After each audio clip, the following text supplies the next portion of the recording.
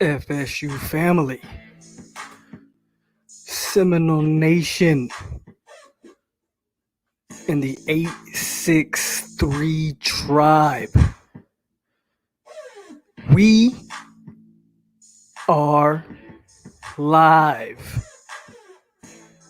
This is episode 20 of the Hangover Podcast, folks. And we got a lot coming up today. Sam McCall, 5-star at Lake Gibson. He's got a new leader.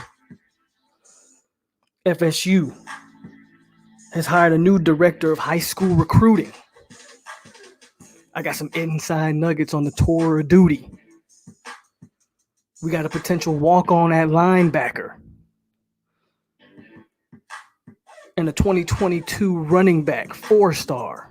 Top priority for Florida State, folks. Oh, and by the way, FSU Hoops dominates. And we got a lot more tonight on episode 20 of The Hangover.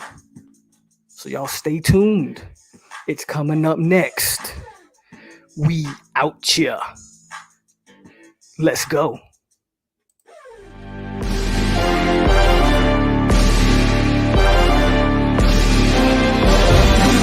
Represent your shit.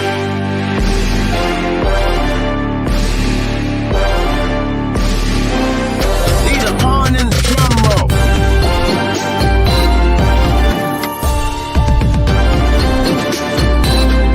Turn up,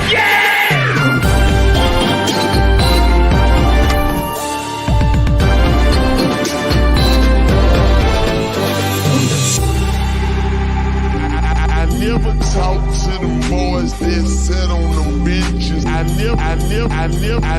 never talk to them boys that sit on them benches. I was in the game on 4th inches.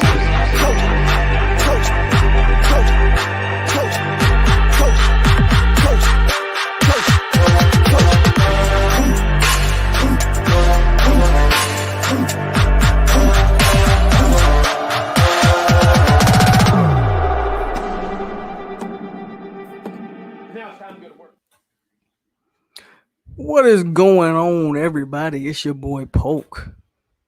And you over here on 863 Seminole TV.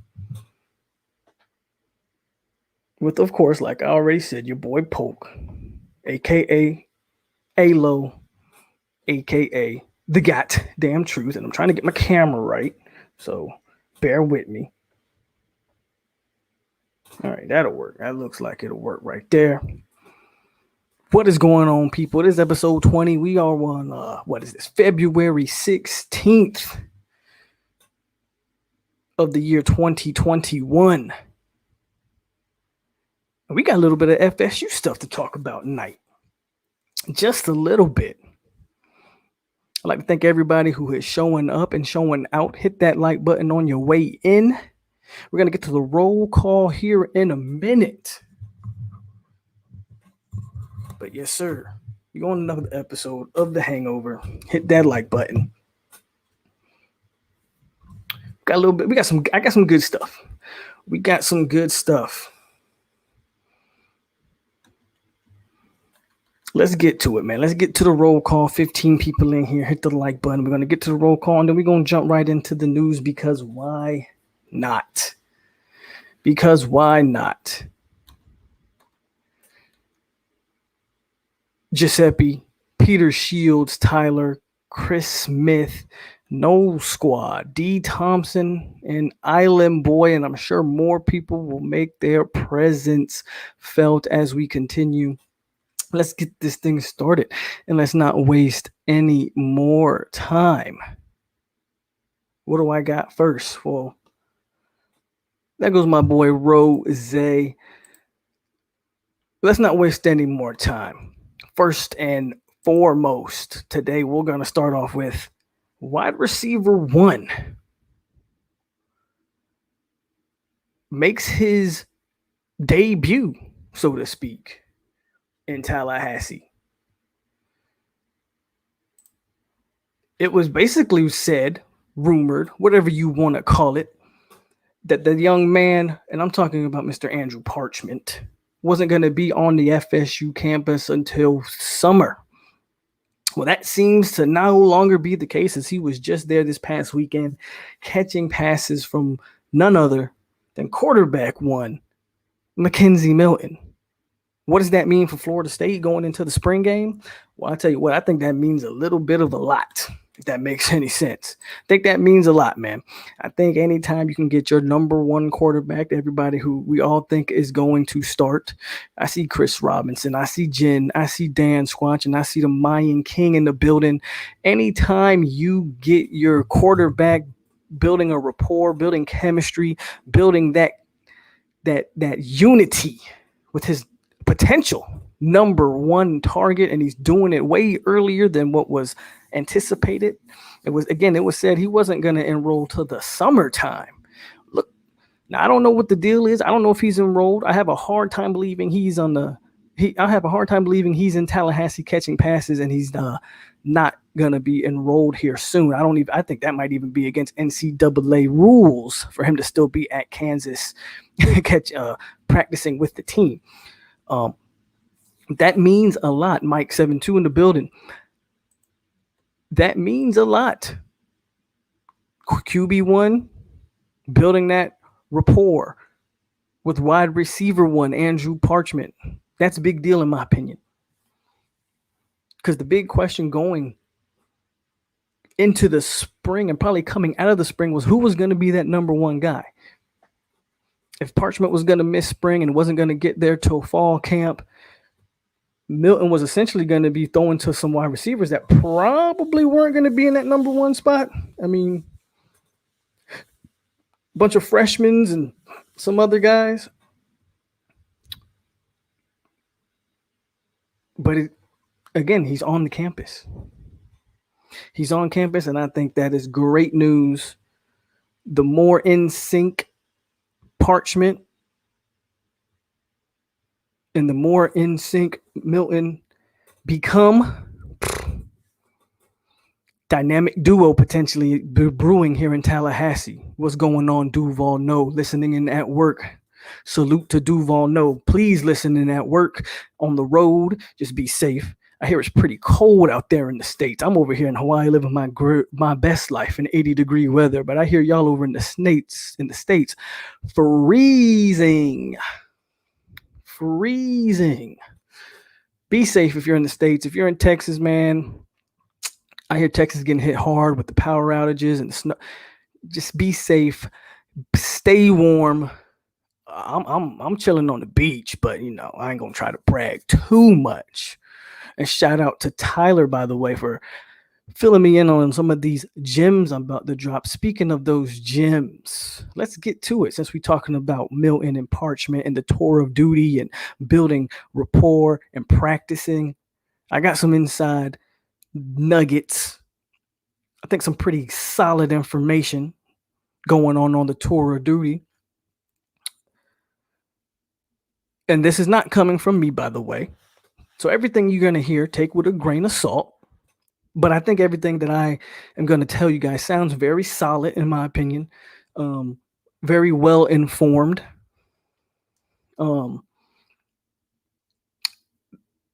This is pretty much coming from Noles game day. They're now there. To be fair, Noles game days have been a little bit hit and miss over the years. I mean, I think they were the main source. They were the main outlet pushing the Bob Stoops train, which of course we all found out to be vehemently false. But at the same time, they've also been correct on some of the stuff that they've put out. So we're going to get into this.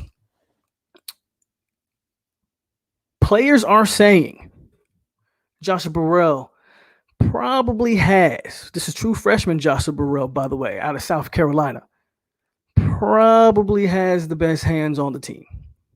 Now, that personally doesn't really surprise me. I knew he had strong hands just from watching his film. That was one of the best attributes I thought about him when I broke down his film was strong hands, catches it in traffic tough. So that doesn't really surprise me. Milton. Mackenzie Milton has supposedly just been making the waves, not only on the field, but in the organization with equipment managers. Just, everybody knows Milton. He apparently knows everybody. Apparently, he's also aware of the people who were getting on to him about the running with the brace. Which if you watch that clip of him throwing the Parchment, he doesn't have that brace on. He has what looks like a compression sleeve. A lot of the more recent clips I've seen of Milton, he has that compression sleeve on his knee. So he heard the noise of the brace. Apparently, he's also throwing with guys hours after practice, which he's going to have to do, not only to just build that chemistry and that rapport like I was talking about, but I think he's got to build these wide receivers' confidences up as well. We got a lot of guys, man, that just dropped a lot of passes last year, and they may be lacking in confidence. He's got to build that confidence up, and from what we're hearing, Milton is doing everything the right way. Jermaine Johnson, defensive end transfer out of Georgia. Apparently, he's just a physical freak out there. He's just a physical freak. He's really standing out. He's just different. That's the word. Brian Robinson, wide receiver, true freshman. Was a freshman last year, but of course, last year not with eligibility not counting, he will be a true freshman again this year. We didn't get to see much of him last year. Well, apparently, the young man's a full-time go this offseason, fully recovered, and is performing well from everything that we've heard. So good things here coming out of Brian Robinson. To'Fili's still small, but that's okay. Look, you're not going to gain 20 pounds of muscle in one offseason. I'm not worried about To'Fili. To'Fili be fine. Preston Daniels has the potential to earn a scholarship this upcoming season. Excuse me. My phone started ringing.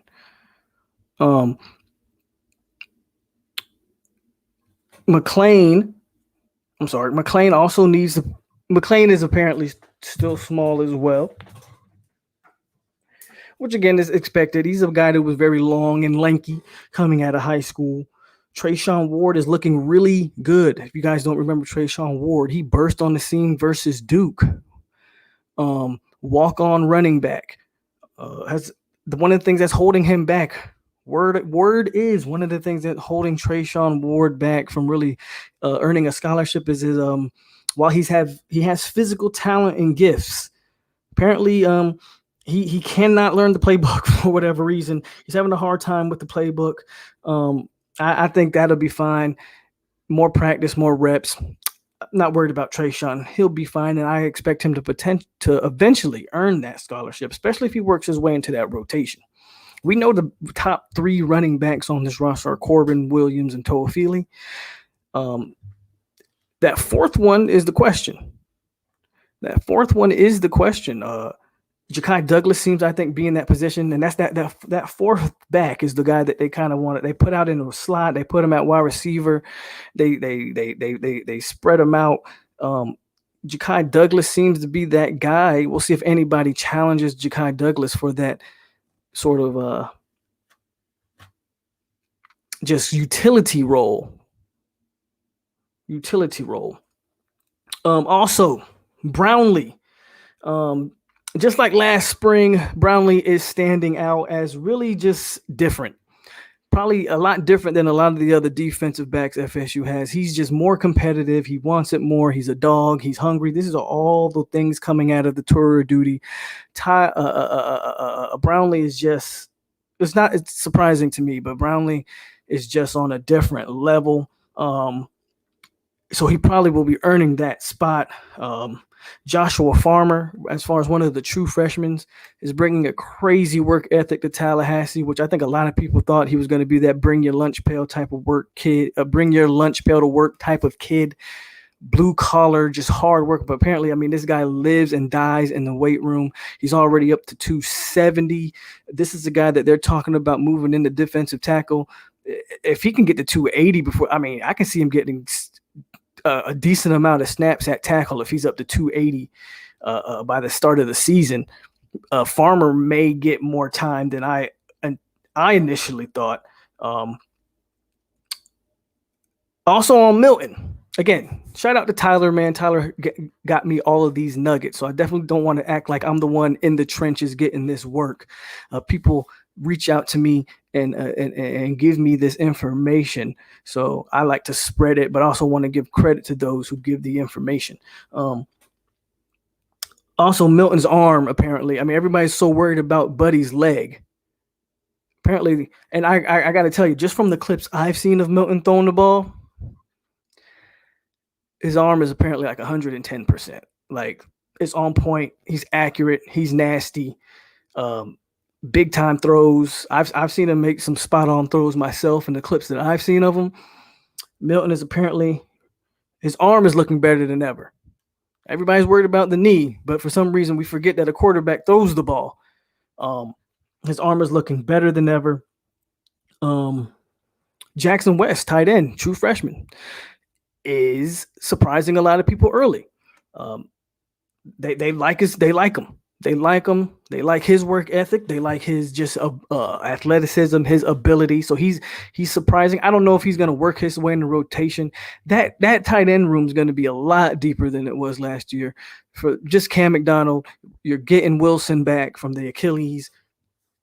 Kobe Gross as a JUCO is going to, I think, get right in that rotation. And then Preston Daniels, who we already talked about, got significant playing time as a true freshman walk-on last year when they're talking about giving him a scholarship, which means he's progressing nicely.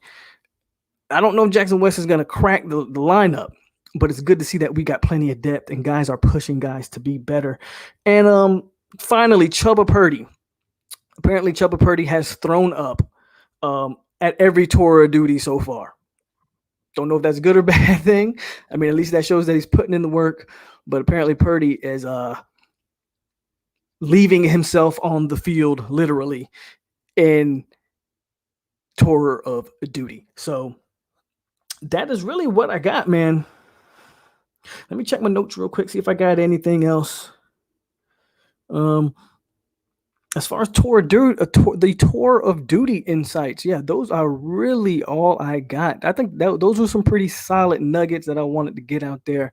So let me hit the comments up. Also, some more people have shown up. If I haven't shouted you out, I see Panama in the building. He said, "What up, Polk? I'm here in Texas, and the power was out for an hour today, but the power outages throughout the state. Stay warm in Hawaii." Oh, I'm chilling in Hawaii, but yeah, I got a couple buddies in Dallas. I got some friends in Austin and Killeen, and they're talking about power outages. It's been like, I guess, all throughout Central Texas. So it's going pretty rough out there. FSU football goal Noles says, hopefully our cornerbacks show up. Our practices looks good because our receivers look good last year because we had one good cornerback. So we dropped balls against a good secondary. Dan Squash says he's about that nugget, about these nuggets. Terrence in the building says Toafili's still the best back. I agree. It's only been 2 months since the season ended. Toafili will put on more weight. Agreed. Panama is curious about Jordan Travis and his role in the offense, as we all are. That is something that I don't expect us to find out. I don't even expect us to find that out in the spring game. If I'm Mike Norvell, if I'm Kenny Dillingham, I do not. Now, I might give me Mackenzie Milton as one team's, let's say the Garnet team's quarterback, and the white team, give me Jordan Travis, but I would not show any wrinkles with Jordan Travis during spring. I would keep all of that locked up in a vault. Nobody needs to know what we're doing with Travis until game 1. Told Philly will put on 10 to 15 pounds. Coach Storm doing his thing. Farmer's hand play has me excited. Something we lacked last year. Absolutely. Tyler says he's just relying info from Noles game day. All these infos are from staff in there. From what I've gathered, they're about 90%, but we can get optimistic on recruits. Absolutely. Panama. What up, Florida State love? Jerry and Jones done put on about 15. Jerry and Jones did tweet that, Rose. Absolutely. Jerry and Jones tweeted up he's up to 190 something after playing at 170 something last year. We'll see how much of that is off-season weight and just getting fat or muscle. And we'll see if that helps him pick his game up.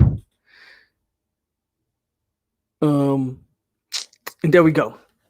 So those are the tour of duty nuggets Let's move on to the next topic. Sam McCall, 5-star safety / athlete out of Lake Gibson High School, Lakeland, Florida, my alma mater high school. He recently talked with War Chant, and apparently he has a new leader. Now, when he decommitted from the Gators,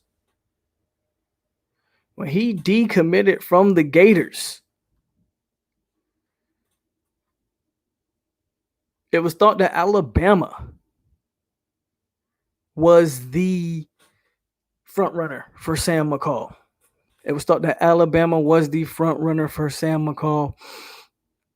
And that doesn't seem to be the case. He said in an interview with War Chant that his leader, at this time, this leader is the Florida State Seminoles. Now, I said it all along, and I'm going to continue to say it. FSU needs to win games, point blank, period. But this 2022 recruiting class has the potential to make or really break Mike Norvell, because it has the potential to be special. This has the potential to be, in my opinion,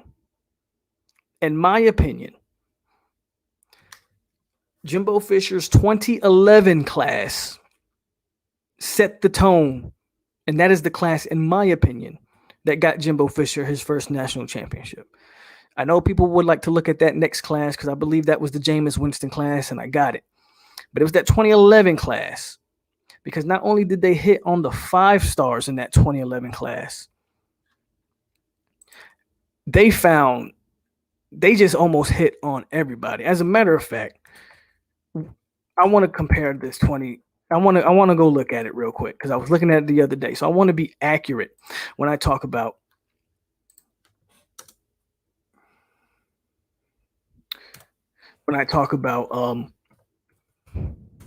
this class, and why I think this 2022 class has a chance to set Norvell up for either an exciting future at Florida State, or if he whiffs this thing, if they don't go on the field and they don't win the games that they need to win, it has a chance to really set him back, because everything's lining up. If FSU can put some wins on the field, everything's lining up for this class to be special. Now, this is why I say 2011 was the class. It was not only was it nationally ranked number 2. Listen to these names that I'm going to name on this class, and how much of them were part of that national championship team, whether they started or were major contributors. Carlos Williams, Timmy Jernigan, James Wilder, Nick O'Leary, Bobby Hart. Nick Weissam ended up being more of a rotational piece. Devontae Freeman, Rashard Green, Kevin Benjamin, Giorgio Newberry. A lot of people forget about Giorgio. They moved him around everywhere, from tackle to tight end. Jose Mateus, starting offensive guard. Terrence Smith, back up to Telvin Smith at linebacker. Now Lawrence Stample was a rotation piece in that middle at defensive tackle. Tyler Hunter in that secondary. Jake Coker. You could say Jake Coker pushed Jameis Winston to be what Jameis Winston was at the time, because Jimbo Fisher, remember, was very high on Jake Coker at one point. Told everybody that Jake Coker was the best quarterback on the roster until Jameis Winston came and got that. Trey Jackson. Austin Barron. That's the 20. Now, I skipped over some names that really didn't do anything. I mean, you got Tank Carradine, but Tank Carradine wasn't a part of that national championship team. But look at those names I named on that 2011. That 2011 class was the class that set Jimbo Fisher up for all the future success he was ended up going to have. And I stand by that. That 2011 class was the class that started it.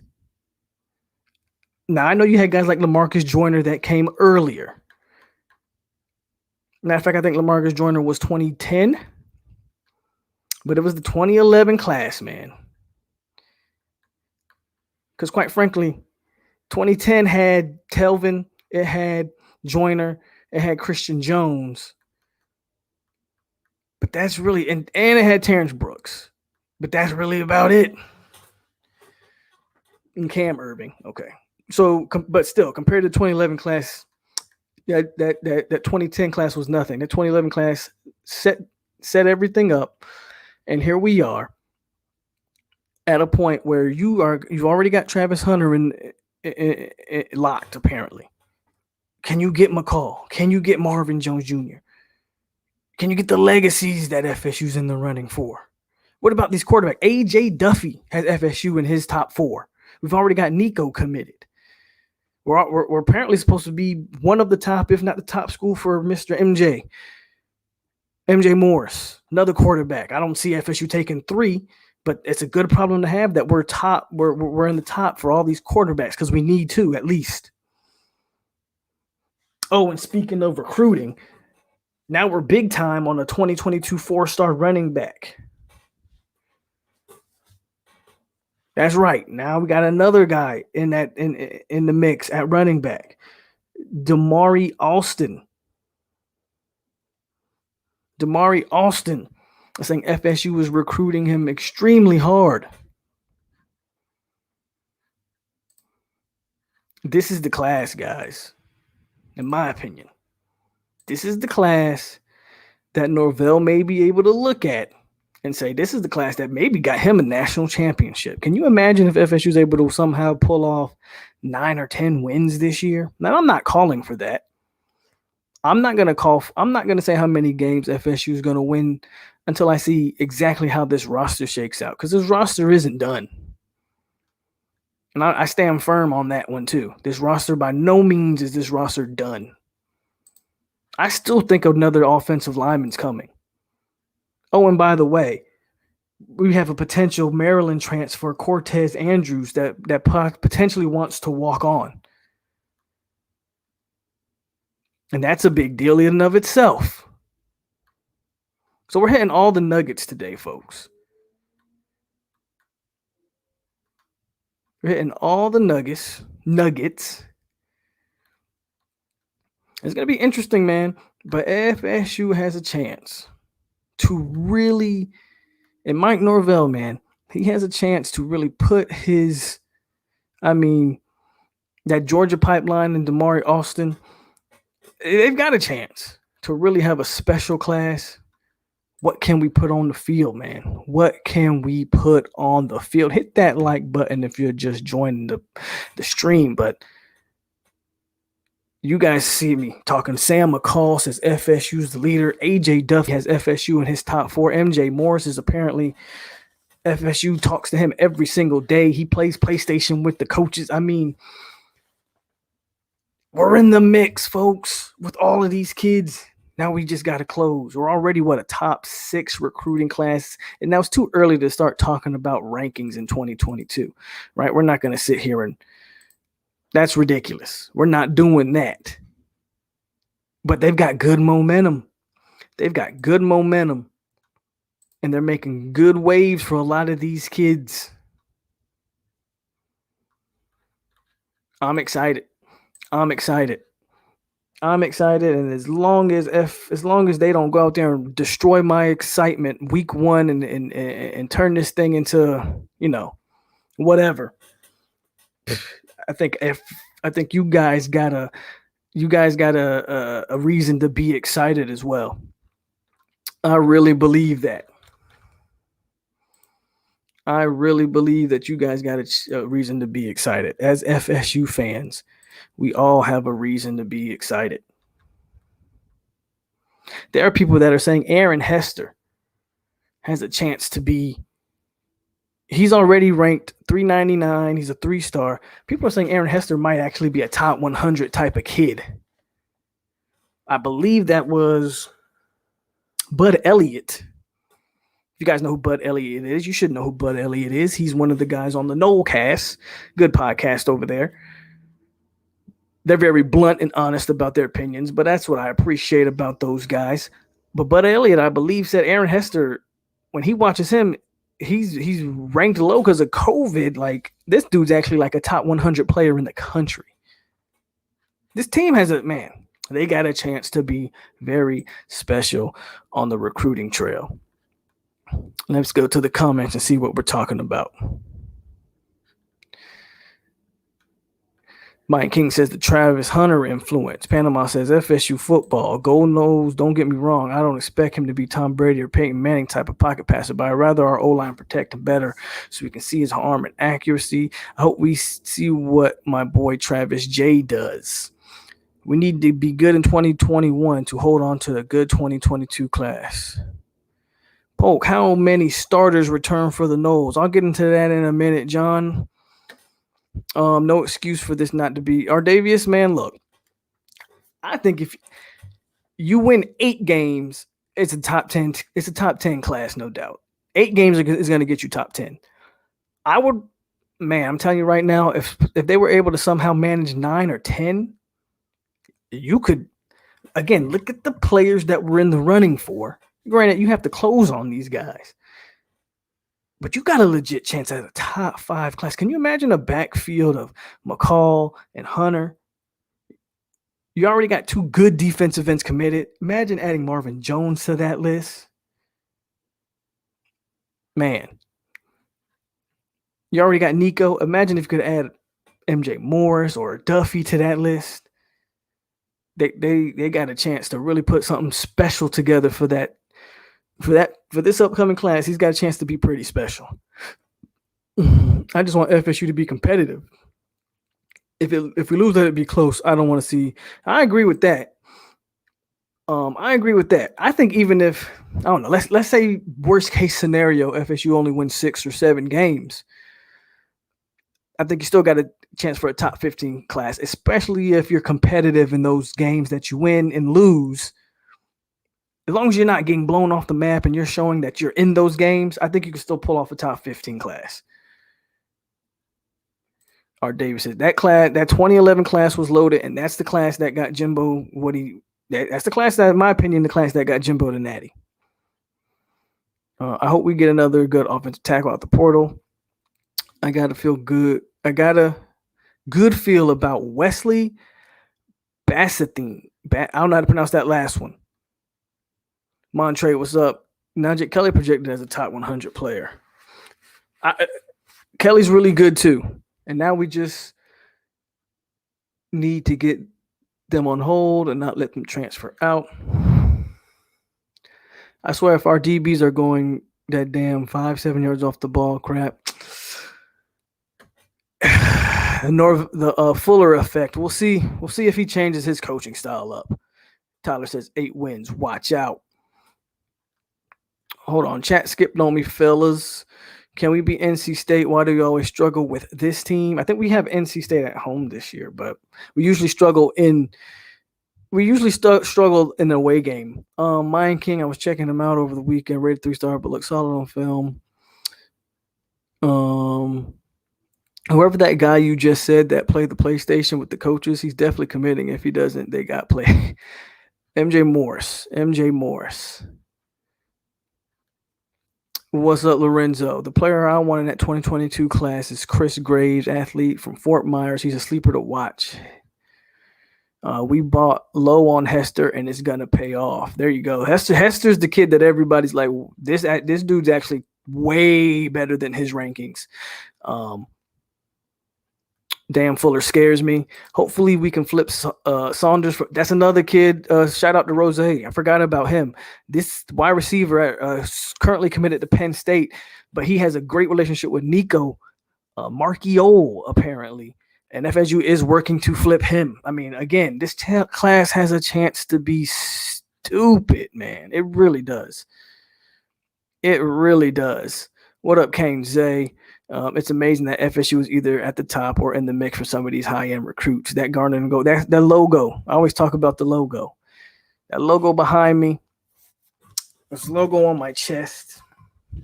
It holds weight. It holds weights, folks.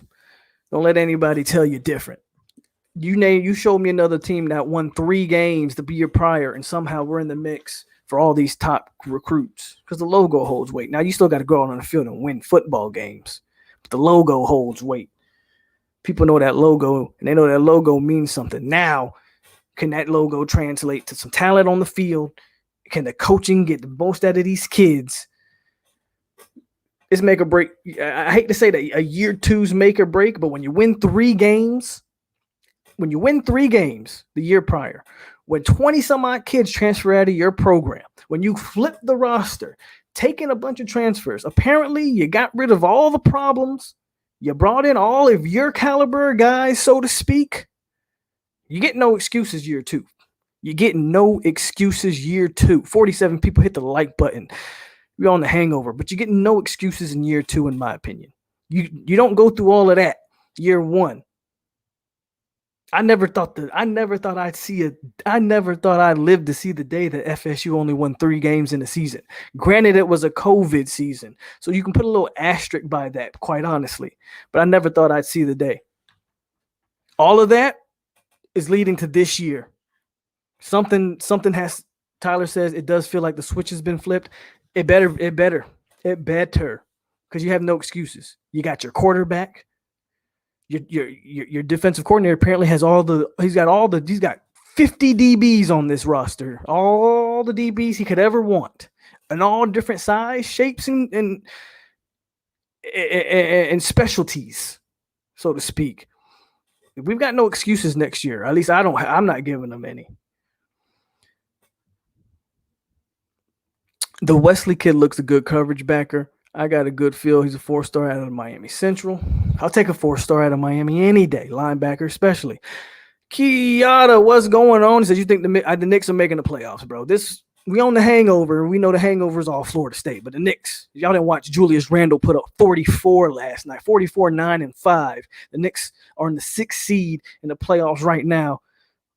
Shout out to the Knicks. Shout out to the Knicks.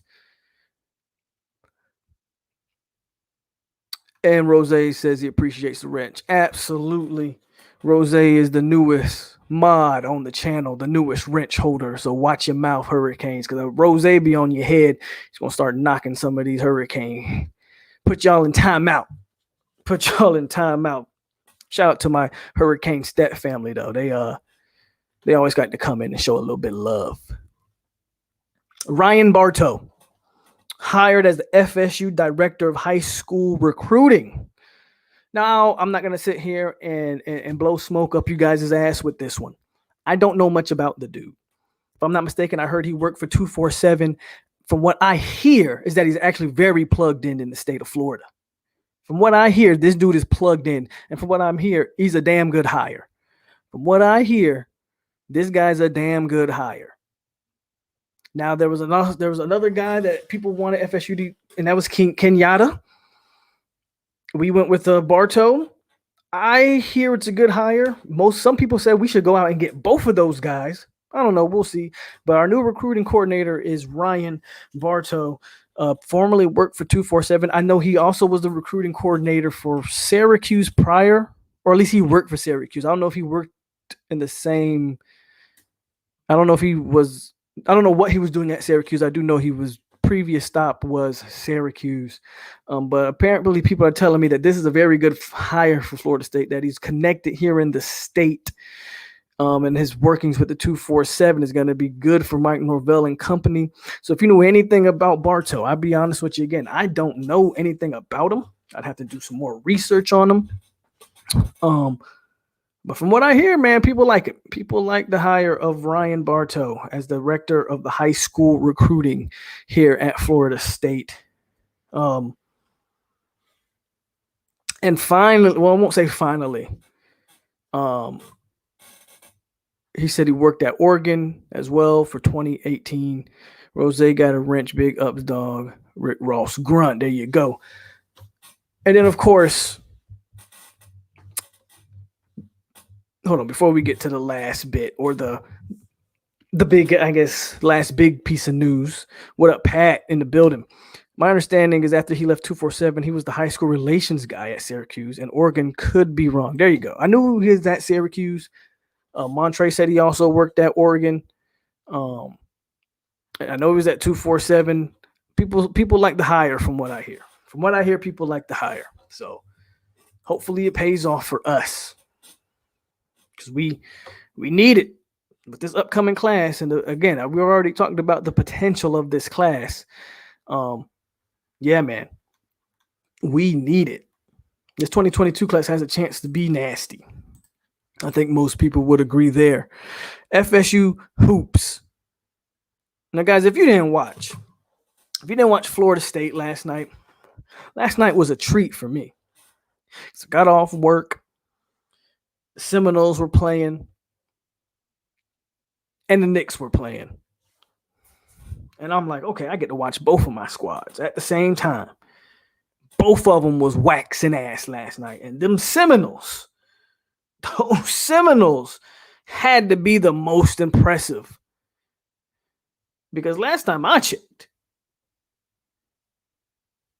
Virginia was ranked what? What was Virginia ranked before yesterday? They were a top 10 team. I think they were number 7. Somebody want to correct me if I'm wrong there. Virginia was number 7 in the country. Let me pull up this game from yesterday. Pull up the stats of this game. But FSU was on. They were in their bag last night. And I'll tell you this: if Florida State plays like that, I don't know too many teams that can beat that team that I watched last night. I really don't. MJ Walker was just raining threes.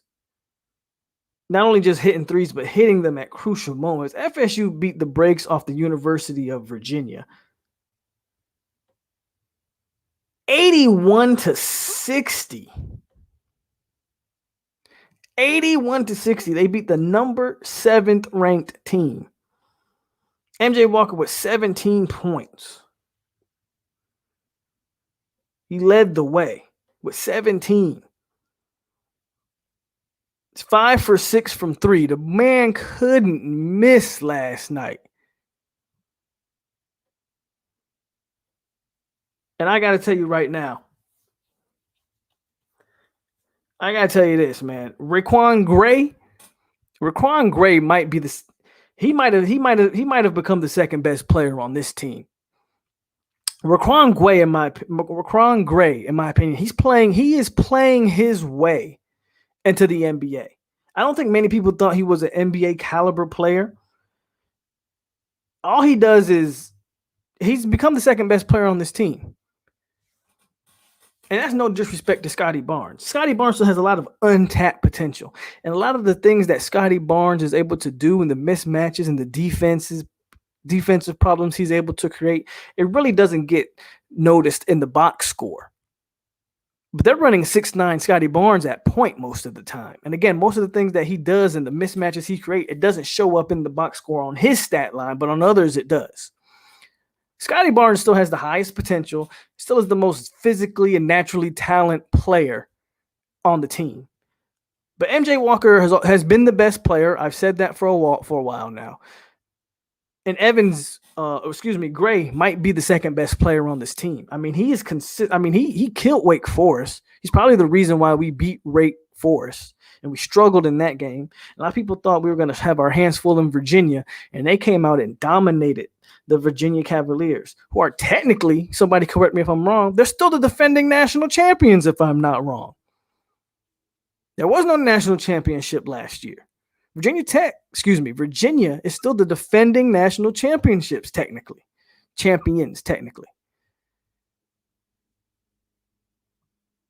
And FSU handled them. They handled them in a way that I'm not too sure any team this year has been able to handle. Virginia's always known for their tough defense, and Florida State was just running up and down the court. It was a showcase last night. It was a showcase for the Seminoles, and that Florida State team, man, is impressive. I would argue it's going to be tough.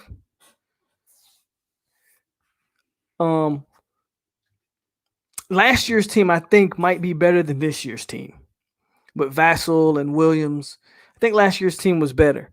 Last year's team, I think, was a legit Final Four like bust type year. Like last year's team, I think had legit national championship aspirations. I'm not saying this one doesn't, but I feel like this one's not as talented as last year's. I'd be happy with an Elite Eight. I don't want to say Final Four. Like last year, I would have told you Final Four or bust for the Florida State. Last year, I would have told you Final Four or bust. This year, I don't know. Sometimes we tend to play down to our opponents. I mean, we've seen it. We've lost games that we've had no business losing, but to their credit, they also play up to the big games. Whenever it's a big matchup, Florida State tends to show up and show out. No reason to not look excited for the Seminoles come basketball tournament time. Man, but last night, man, they put on a show. They put on a show last night. I mean, I think Polite came back. I think last night was Polite's first game in a while, and he had 8 points. It was 3 for 5. Looked good. Calhoun, man, hit some big time threes. I thought. I mean, for Kaprovica, really, is becoming a more consistent force, in my opinion, in the middle. He's getting better. He's getting better every time I watch him. So FSU basketball, man, is turning up. It is turning up.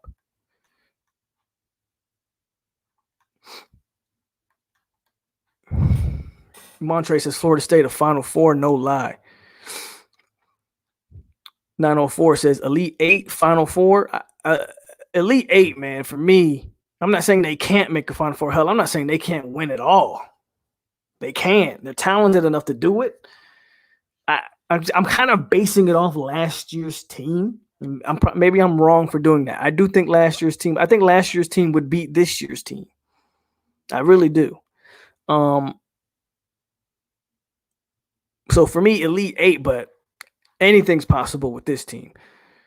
Shout out to FSU's women basketball team for revenge on beating the Hurricanes after losing to them a week ago.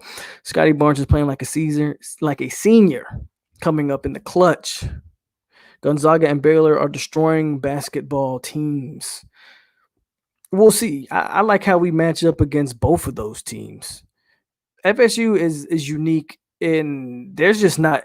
I don't know if there's any team in the country that just has the size that FSU has and the bodies that Florida State can throw at you. I need to see the basketball team play on the road more. Of the 15 games, I think only 3 have been on the road. Well, they don't lose in the Tuck. We know they don't lose in the Tuck. So you got a point there, D. Thompson. Especially when you start talking tournament time, that could be an issue. They don't lose in the Tuck. And like you said, on the road, they're not quite the same team. Waquan Gray is a dog. Our football team needs a player like him. And when I look at him, I'm like, man, why didn't they recruit you to play tackle? FSU shows up in the big games and is able to win the close ones. We have 11 straight overtime wins. You've seen the McLeod kid from Texas Tech. He from right up the road. Balsam might play his way to the league. It was a 3-party last night. Noles Hoops beating the Cavs and the ACC like a redhead stepchild. Absolutely, Ryan. They dominated last night. Fun to watch. That game was fun to watch. Now, Virginia did make a little push in that second half. When they came out at halftime, Virginia kind of tried to make it a game again, and FSU didn't have that same intensity that they had in that first half, but they eventually clicked it back on in that second half and pulled away. Raekwon Gray is like more skilled. Draymond, I see people giving him the Draymond Green comparison. He's bigger than Draymond's only, 6'6". I mean, Gray is 6'8", probably 260. He's bigger than Draymond. I mean, I see it, though. I mean, Gray can handle the ball, pass the ball. He does a lot of things very well. I'm definitely going to a few FSU football games this year, and the main one is Miami versus Florida State. Mac McClung used to play for my Hoyas. He transferred. We walked over Georgia. I think Chris is talking about Bama. Not too sure there. All right, guys. That's really all the talking points for this week. I think I covered any. Oh, One more thing. This Saturday, Adrian Broner does make his return to the ring. If anybody, of course, is interested in that fight game, that fight night stuff that we do around here. I think Broner hasn't fought since he last lost to Pacquiao. Somebody can correct me if I'm wrong there. So that's a long time of inactivity for Broner, but he's going to fight this weekend on Showtime.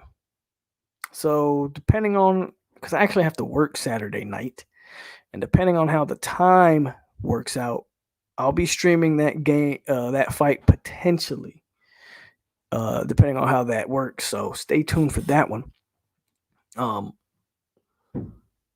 But that's pretty much tonight's show. I'll stay on and we'll answer some questions and all of that good, how we usually do. But that's all the talking points. I pretty much hit all the nuggets, all the talking points that I wanted to hit for tonight. So for the last maybe 20, 30 minutes, since we're going on an hour,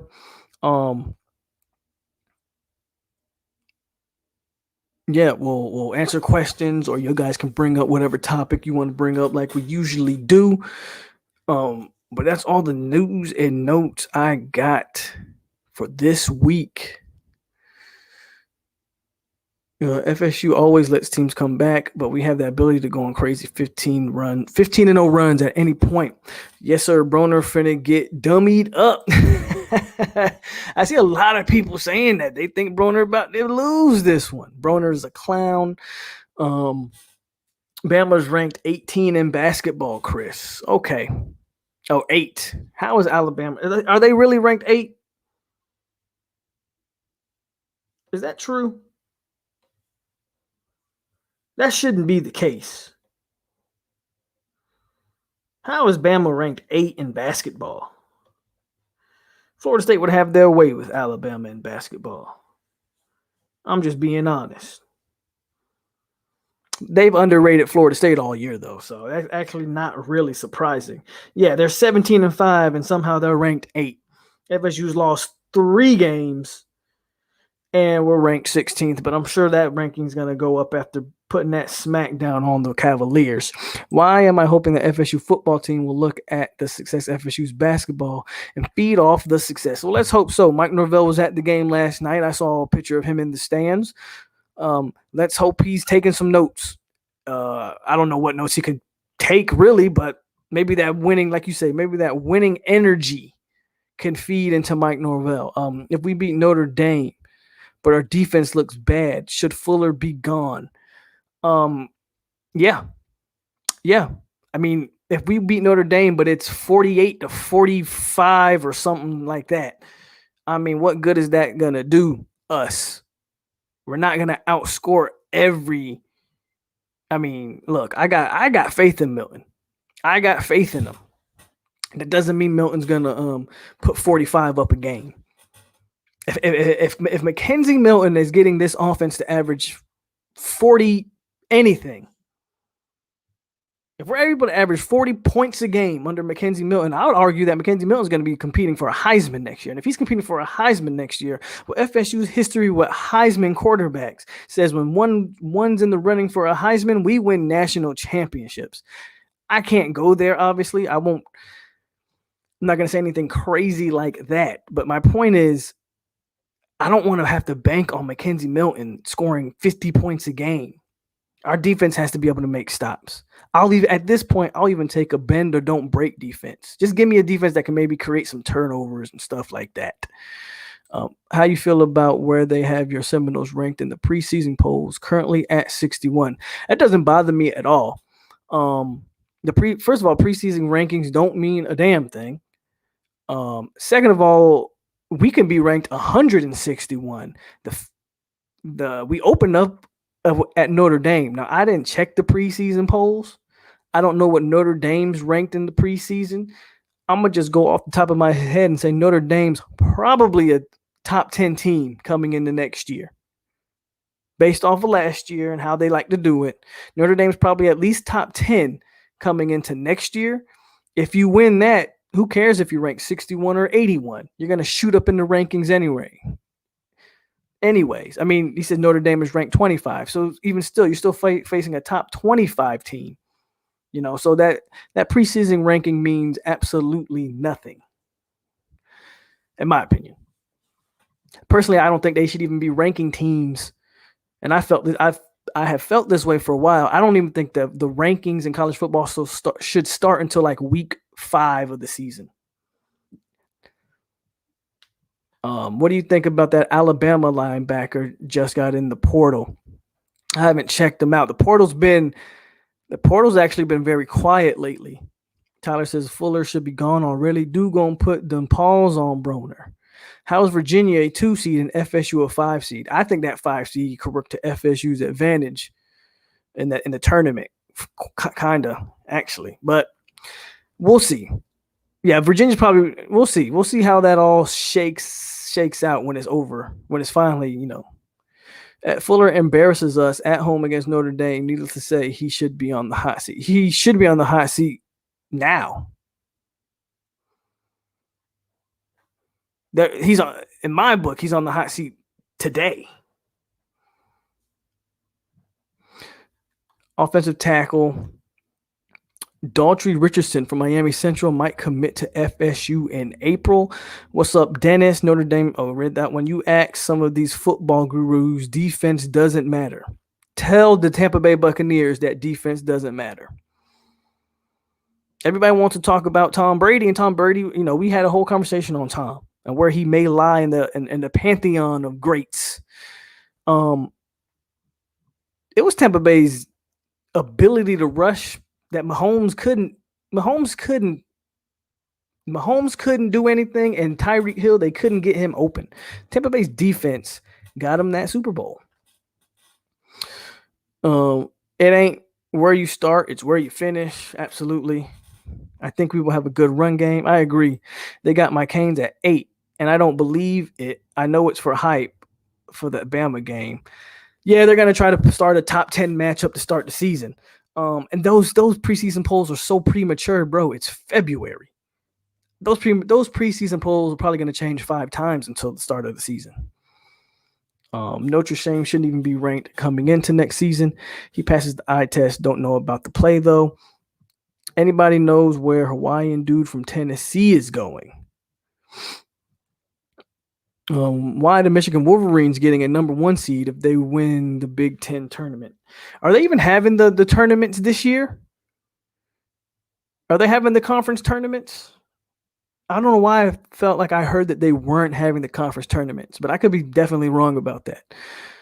Juwan Howard got Michigan playing hard. The Tennessee linebacker is supposedly going to Alabama, and they put 22 on the field for a reason. Team needs to learn the lesson.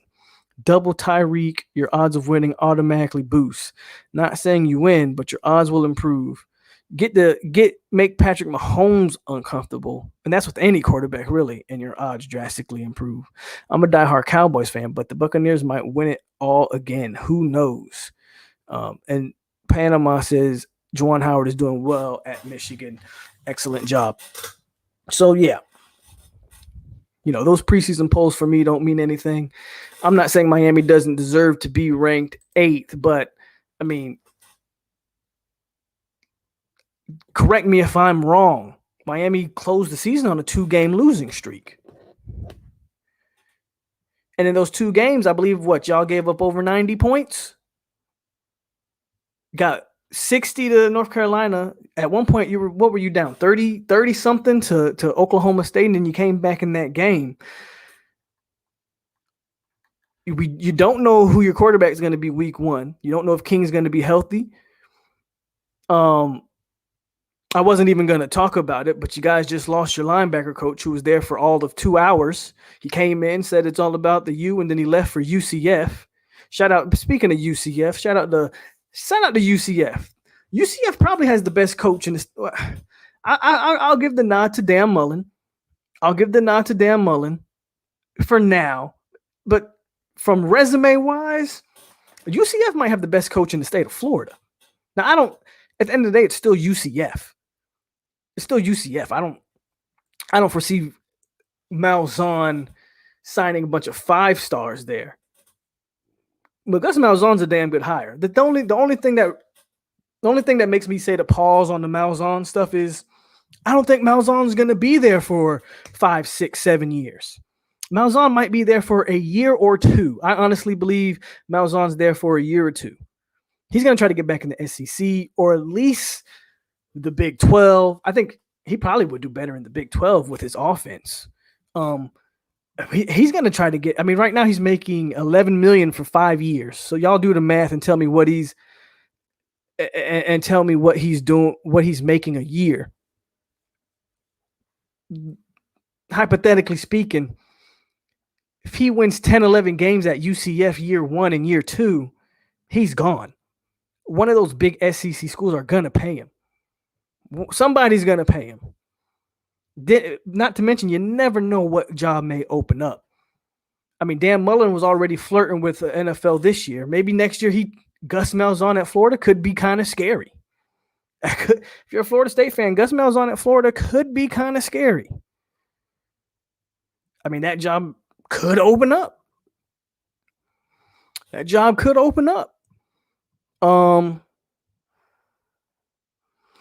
don't know. Maybe he can get back in maybe he can get back at Mississippi State or something. I don't think Mike Leach is going to last long at Mississippi State, so that wouldn't surprise me. I don't think Malzahn's going to be at UCF for an extended period of time for him to really make a difference there.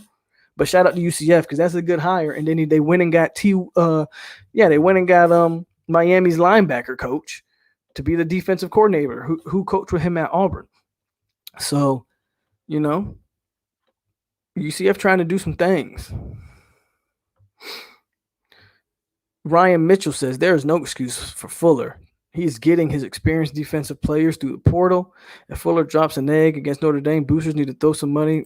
I don't know if Charlie Strong is the answer, Ryan, but I agree with everything else. You got to get him out of there. Because all I heard when I came on here every Saturday after a game, people were in the chat, and y'all know because y'all was there, telling me, give Fuller a chance, that all the players suck. It's not bad coaching. Our players just suck. Fine. Our players suck. Well, guess what? They're all gone. Every player that y'all told me sucked is gone. Everybody said Marvin Wilson was overrated. He's gone. Corey Durden's gone. Now, I don't think anybody said Asante Samuel was overrated, but he's gone. Everybody left. Everybody transferred out. Janoris Robinson and Kane Doe, y'all hated them. Well, guess what? They're gone. And that man brought in what? 6 DBs this cycle. 3 high schoolers and 3 transfers. Y'all already know my stance on this, man. Kane say we don't deserve to be ranked that high. That's madness. I would have taken good. I think again, I'm not anti-Norvell. We all know that. My issue with Norvell hire, you don't pay $20 million to 10 Willie Taggart to Boca for Norvell. You could have sent Willie to Boca with $20 million for Malzahn, but not Norvell. That's my only issue with that. You pay $20 million for Mike Norvell. All North Carolina needed was 220 yards to get to 1,000. Miami fans, don't forget that. Y'all nearly allowed 1,000 yards in your home stadium to disrespect. And I saw how it was spit on the logo. I didn't see that, but I definitely saw all those yards. He's the biggest name coach in Florida. The book ain't been wrote yet on the best coach. That's a fair point, Dan Squatch. I mean, like I said, he has the best resume by far. I mean, he played in a national championship, was close to winning that mug, but thanks to yours truly, he didn't. He's beaten Nick Saban multiple times, so he's got the best resume in the state, for sure. For sure. Facts. T. Will was here shorter than his rap career. Also, Jamar Chaney out of Michigan State will be our next linebacker coach. Panama says Tyler, Gus or Norvell. Kane say if he was so special, Auburn would have kept it. I'm not necessarily saying I'm not saying Gus is perfect. Let me get clear. I'm not saying that Gus Malzahn is perfect. As a matter of fact, to call him overrated might be a bit of a stretch, but I'm not as high on Gus as a lot of people. I think Gus has only had success with Nick Marshall, and if I'm not mistaken, I think Gus was the offensive coordinator when he had Cam Newton. I think he was the offensive coordinator at Auburn when they had Cam. Gus, with a certain quarterback, can be very, very effective, but he's also dropped the ball on some pretty talented teams over there in Auburn.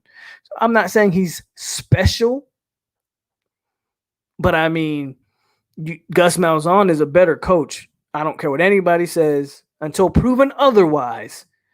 Gus is better than Mike Norvell, Manny Diaz, and he's got a better resume than Dan Mullen. So to me, he's better than Dan Mullen. OG Kane in the building. What's going on, my brother? If Gus was on the market at the time, I would have taken Gus over Norvell. What happened to T. Will? I'm lost.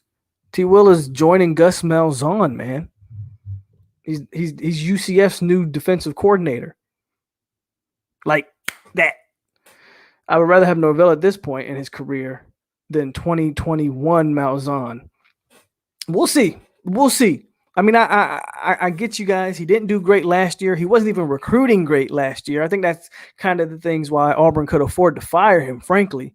Because even when they fired him, I believe his class was ranked in the 30s or something at the time. So I got you. If people say Malzahn doesn't scare anyone, he doesn't scare anyone necessarily at UCF, but that's a good hire for UCF regardless of what people might try to tell you. Georgia will get another SEC championship and lose to Bama again. Kirby can't get it done. I agree with that. I don't think Kirby can get it done either. How do you feel about AJ Duffy having us in his top 4? What's up, Marcus Juice, Wilder, and Sam McCall? I talked about that earlier, Marcus. You're late to the party, my brother. Yes, AJ Duffy has us in his top 4, and Sam McCall says Florida State is the leader. With that said, I said it, man. This class has a chance to be Mike Norvell's 2011 catalyst.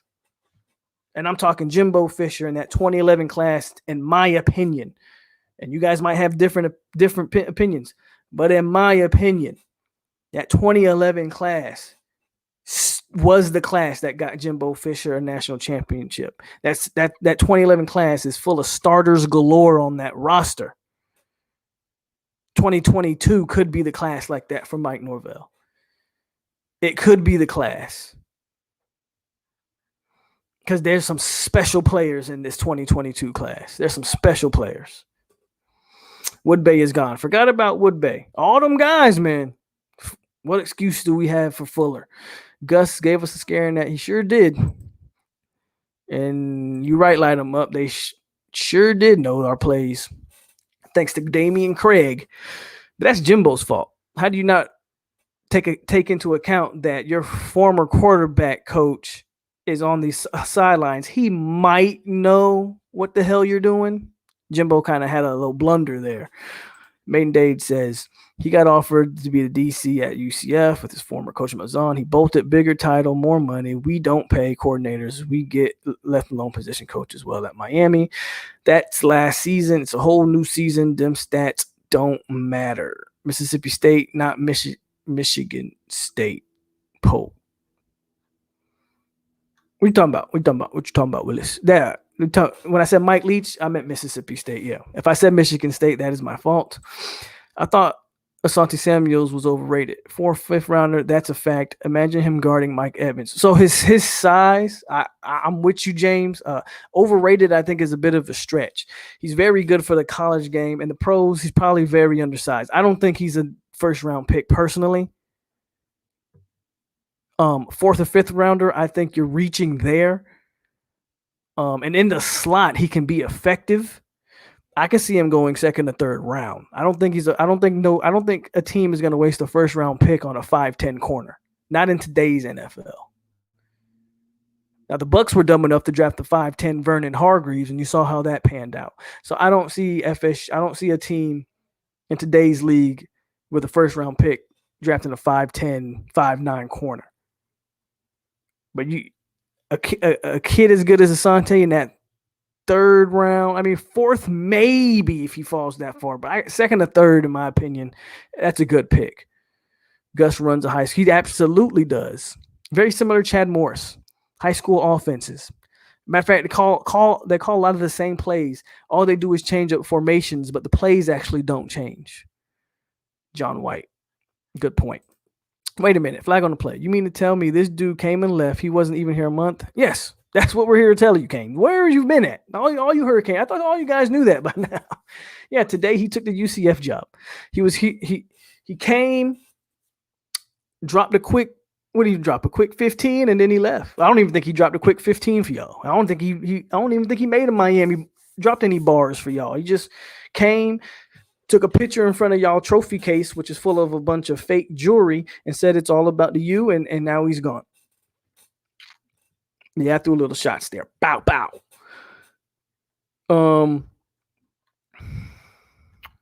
Chat jumped on me, folks.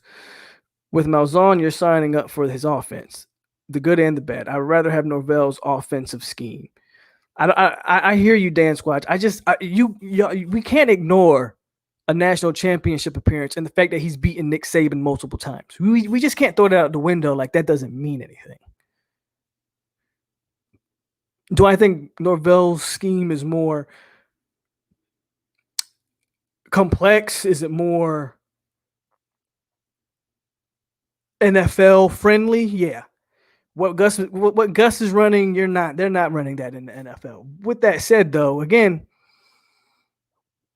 you can't just sneeze at his or take a piss on his resume. Gus Malzahn has a proven resume. I will be checking out Chauncey just in case you guys hire him. Is there any chance of the Noles finally having a good season in football? We're going to find out. Of course, I think there's a chance. The beginning of the season, there's always a chance, man. He deserves to be fired. He had Bo Nix at QB. To me, he wasn't as good as the others, though. I agree with you, Sniper. Pimmeljack is pretty much done. Zoe kept ignoring my comments on him, but it's done. Well, people are saying it's not done. It's it's done. Unless, first of all, he's getting a better job in defensive coordinator. This isn't even me throwing shade at Miami. You're talking about promoting a guy from a linebacker coach where Manny says he's going to call the defense this year. Correct me if I'm wrong, Miami fans. Why would he not want to go to UCF and call a defense? I don't know how much more UCF's really going to pay him. I believe if Miami wanted to, they could match the pay, but he's going to get that defensive coordinator spot. And when you're coaching, that's your goal. Your goal is to be position coach, or you start off as the GA, then you go to position coach. Next thing you know, you're a coordinator. The next thing you know, you're a head coach somewhere. So that's the natural progression. UCF is giving him that opportunity. Again, it's not necessarily a knock on Miami. It's the UCF's giving him an opportunity that Miami's not giving him. Because Manny wants to prove himself and call the defense this year. I don't even think y'all have a legit defensive coordinator. Correct me if I'm wrong. Maybe you have a defensive coordinator in title, but I don't even know that. So, I mean, he's going to go unless Miami offers him some stupid money or gives him that defensive coordinator title. What's up with AJ Duffy?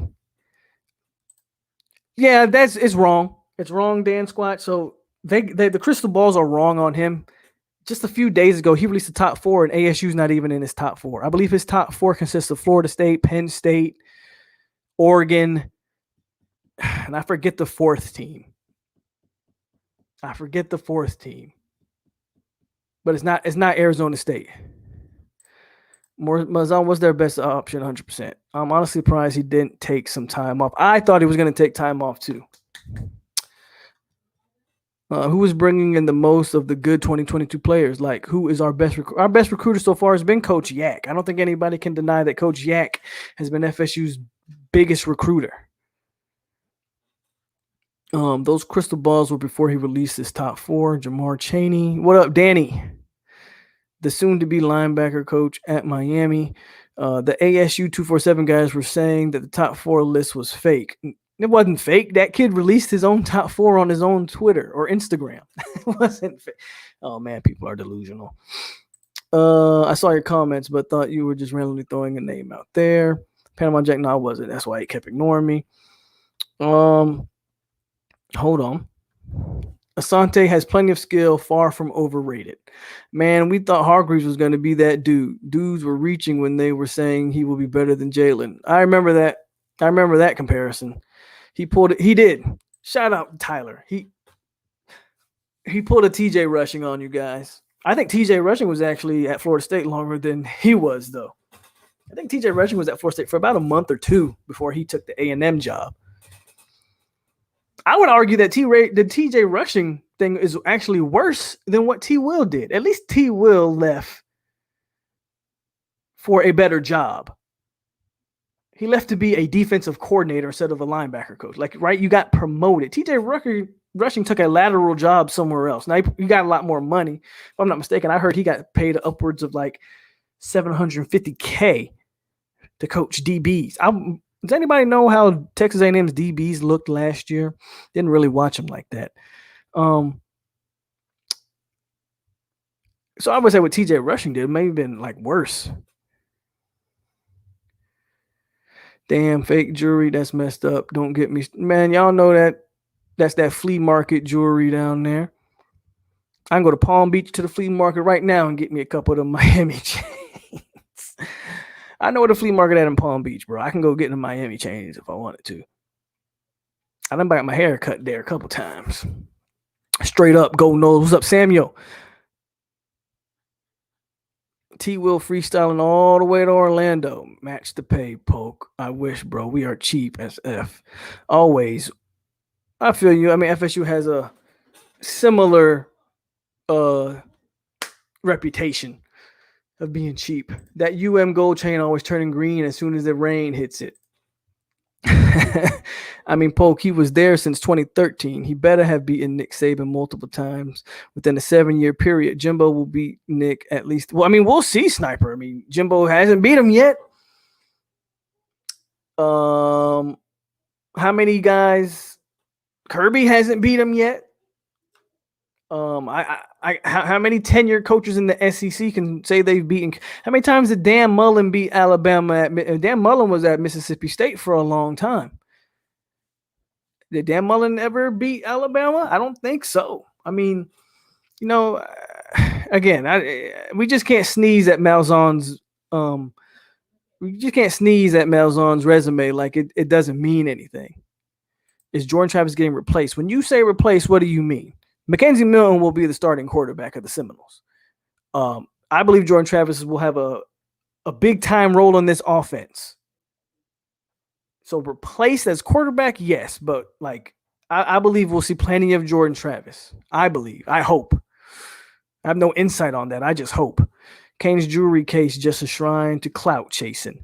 Manny Diaz supposedly to be DC. Right. So I mean, it makes sense for him to go take a job where he can call.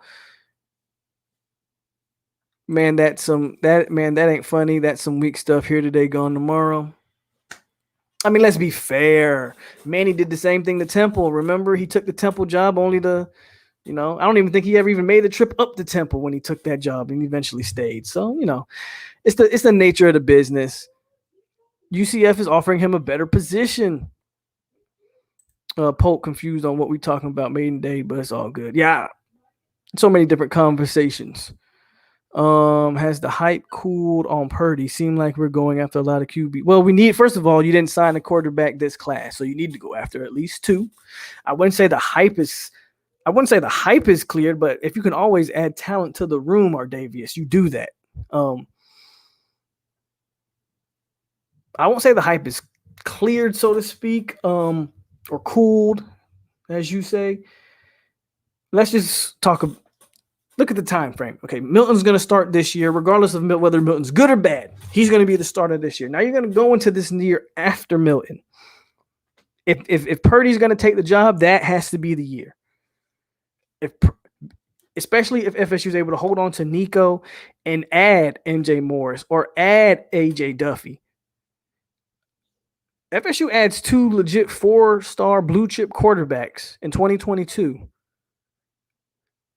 Purdy better win it the year after Milton.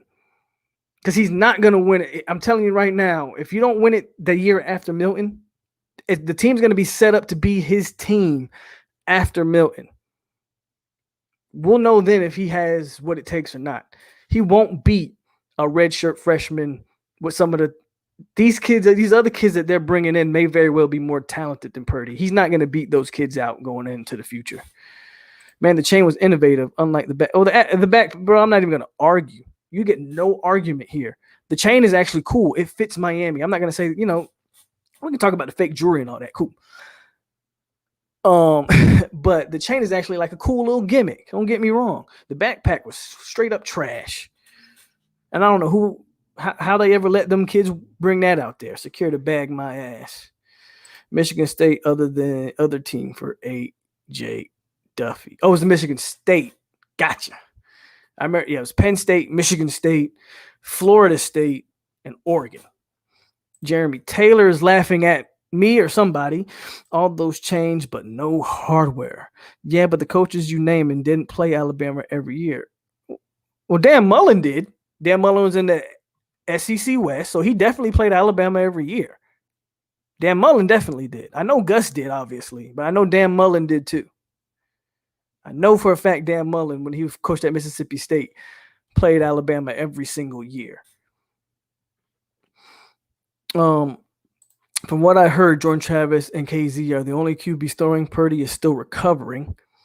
I think Purdy a dude. He just ain't that dude yet. I agree there. Give him time. He'll be okay. You ever think college football will circle back to the bowl championship series? After Iowa State head coach saying we need to let the computers decide. Nope, I don't, Ryan. If anything, that college playoff is going to expand. I believe you'll see I think there's more money in there's more money in the 18 playoff. There's more money in expanding the bowl games and to fit 8 more teams. When does college football end? The beginning of January? What if you can extend college football to the mid or end or the beginning of February? What if we can get a January madness and get an 18 playoff in college football? I think it's way more likely to see the college football expand than to ever go back to the BCS. And that's just from a money standpoint. More football games is going to be more money, is going to be more endorsements, more commercials, all of that. That's just my take. Judging by that top 4, we got a good shot at Duffy. I agree, Tyler. Again, FSU in its heyday, there's no way you're going to lose a recruiting battle of Michigan State, Penn State. Now, maybe Oregon. Oregon's always pretty good on quarterbacks. Oregon would be a tough one. But, I mean, come on, man. Florida State should be right there. T. Will got more money and he gets to call his defense. That is what's holding point for him. I agree. Can't be mad at anyone of us would have done this. I agree. That's what I'm saying. It's not, at least he didn't take a lateral move like TJ rushing, which I thought TJ's rushing move was more of a slap in the face than T. Will. T. Will, he's that's a upwards projection, not a lateral move. What are we going to do with Tate Rodemaker? Your guess is as good as mine. As of right now, he's good for depth. I don't know if Tate Rodemaker ever cracks the rotation. I hope to see FSU get a pass rush. How far do you think they could extend the playoff? Theoretically, obviously, they could extend it as far as they want. I think we will at one point get an 18. I don't know if it'll ever go past 8. I don't think we'll get a 16 or a 32 or anything too crazy. But I think there's a Power 5 conference for a reason. I think you could fit 3 at-large teams in there. One team has to be guaranteed from the group of 5, in my opinion. I think everything lines up for at least in the next 3, 4, 5 years. We'll be watching an 18 playoff, in my opinion. Duffy or Morris? Morris is rated a lot higher I got to watch some tape on Duffy, to be quite honest with you. I've watched tape on Morris. I like Morris, but Morris is very raw. Morris is very raw to me. I've said that before. I think he's rated as high for his potential. Like to me personally, I would take Nico right now over MJ Morris. MJ Morris has a higher ceiling, but I think Nico's a better passer. So I gotta watch some Duffy and see. Zoe was up, and Mind King says 8 is enough. Should we watch Duffy's tape? I definitely need to watch it. I'm not gonna watch it tonight because I'm gonna end this in about 5 minutes. On about we got about 5 more minutes, and I'm gonna call this one a night. So I'm not gonna watch it tonight, but we would definitely watch some Duffy tape. 18 playoff, that would be the sweet spot. I agree. And everybody saying what up to Zoe. So yeah, we're gonna head and close that out. I've been on 1:30 pretty much. Still got 41 people in here, but I got stuff I got to do. Shout out to everybody who tuned in. As always, if you didn't hit the like button on your way in, hit the like button on your way out. Zoe, you showed up late, but shout out to Zoe for showing up and showing some love. I'll definitely get on one of them round tables with you guys. Absolutely. Pencil in that Wesley Bethune kid. We're gonna watch him too. So we got some film that we're gonna eventually watch here coming up. Duffy, Wesley. Again, we talked about McCall and naming FSU as leader. Let's just review what we talked about tonight. McCall. All the nuggets from the tour of duty. Burrell seems to have the best hands on the team. Brian Robinson's looking good. Purdy's throwing up. Milton's looking the part. Jermaine Johnson, physical freak. We got all of that covered tonight. This was another great Tuesday night episode. Wanda, you're late. I'm sad because Wanda just got in, but Wanda, I'm cutting it off. Please go back and watch it, Wanda. We missed you tonight. I even started it late, but it's okay. Again, hit that like button on the way out. If you didn't hit that like button on your way in, Canelo, February 27th. If I'm not working, you already know. We're going to be watching that. Depending on how this fight plays out this Saturday, we're going to be live streaming that Broner fight. Ryan Mitchell, thank you for tuning in. If you're not subscribed, man, I think I saw a few new people in here, man. Hit that subscribe button, hit that like button. Thanks to everybody who came and tuned into episode 20 of The Hangover, man. We're doing this. We building this. I got some more stuff coming that I want to let you guys know of, but we'll save that for another show. Shout out to all my family, all my step family, which is you Miami fans. Y'all know y'all the step families, but I still love y'all. And again, man, stay classy, Seminoles. We at you. Go Noles. And stay warm in the States, man. I'm over here in Hawaii chilling in the sun, but y'all boys stay warm. It is cold in them States. Stay warm. Stay safe. Best fighter in the world, pound for pound, is Terrence Bud Crawford. So we gonna do it. We'll do a boxing live stream. Maiden date already. I'm not, because I'll start talking for another hour if I get into it with you about, because Bud ain't better than Earl. Maiden date already know where I fit on where I'm at on that. Bud is not better than Errol Spence, period. And I'm not finna get into it, but Zoe, we'll do a boxing one. Don't worry, Zoe. We'll do a boxing live stream. But I'm out, you guys. Have a good night. Zoe, get at me. Errol, the true Spence. Y'all have a good night.